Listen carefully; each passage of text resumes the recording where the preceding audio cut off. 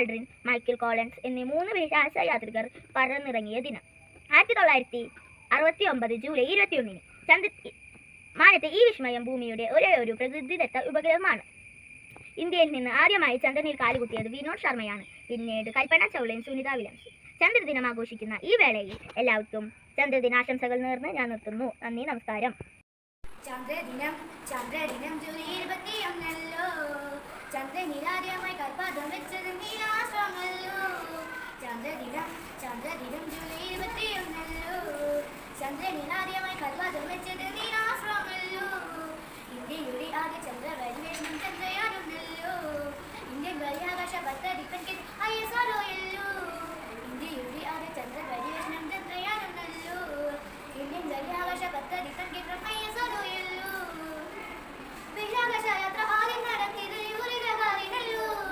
രാകേഷ് ശർമ്മയും കൽപ്പന ചൗളയും ഇന്ത്യൻ യാത്രികരല്ലോ.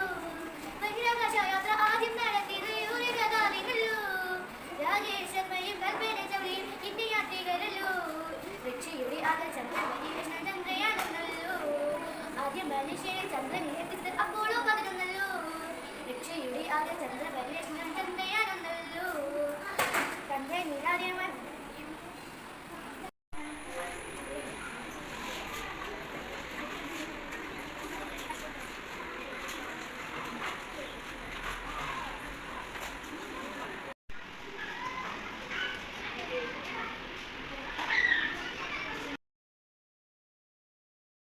നിങ്ങൾ തന്നെ അറിയാമോ, ഞാനാണ് നീല.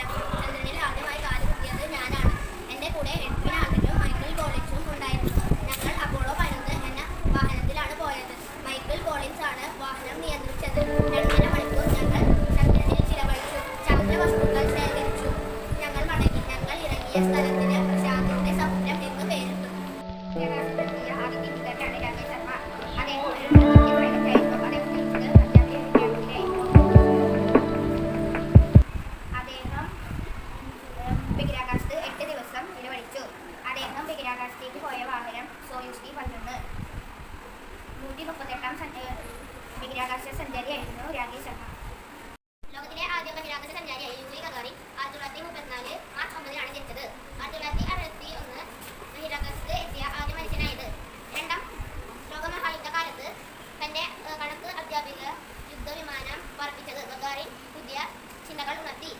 1962 മാർച്ച് 27-ന് ഒരു വിമാനാപകടത്തിൽ ലോകത്തിനോട് വിട പറഞ്ഞു.